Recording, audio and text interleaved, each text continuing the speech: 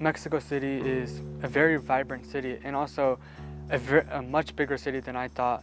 Around, it was just massive, and there were just so many buildings and so many houses, and then as you know, you touch down and we're driving through the city, there's just so many people. Coming to Mexico City, we've been staying in Coyoacan, and we've been in a very nice neighborhood, and I felt safe this whole trip, and I think everyone I've been with has been so gracious and accommodating. During this whole process, you learn that there's a problem with water. Given the whole program as a whole, just seeing that the communities that depend on this water is such something that we take for granted, especially where I live in the United States. It's like you can drink out of the tap, you know what I mean? It's not bad for you, it won't make you sick, and you're not having to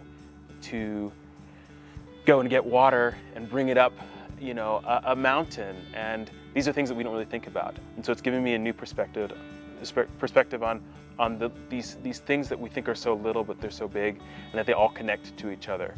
I think that one of the most valuable things I learned on this trip was not only the impact of installing these rainwater harvesting systems, but I think visiting communities like Tehuichtitla and San Juan Tlacotenco, and being able to talk to the community members, I think I learned a lot about just the resilience they had and the power that they formed when they came together.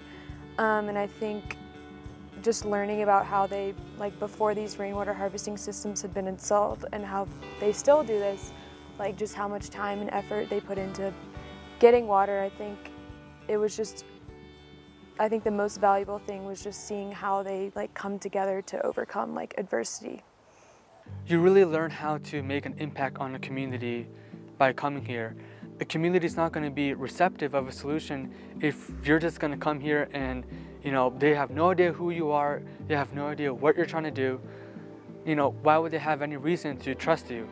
You have to develop that rapport by actually developing a relationship with these people and collaborating with them to reach a solution together. I think I've realized that, or after being on this trip, that Isla Urbana has built a lot of meaningful connections with a lot of communities, so they're able to communicate with them and try to meet their needs as best as they can. I could see for the students, many of them hadn't done any sort of service work before, and it was a beautiful thing to see some of them say that they were, this was something that kind of changed their view on just service work. They were going to go home and do more of it. And for me specifically, showing us what people in Isla Urbana are doing. You can raise funds and give it directly, it goes directly to a system for a community or a house or a school, and I think that it's very valuable. I would definitely recommend this program to other potential participants because there's a lot of stuff that I learned having come here that you can't have learned just reading stuff online or just not coming here. If you want to really understand the problem and how Isla Urbana is trying to solve the water crisis here, you have to come see the different sites in person. I think I'll definitely be taking what I learned on this trip to my own community, because I think going into communities around Mexico City, and I think I've learned so many lessons that it's made me want to raise awareness in my own community, because I know from my experience that before this trip I didn't really have a good grasp on how the scale of the water problem here was. So I think I will definitely be excited to share my experiences with my friends and hopefully get them involved with Isla Urbana.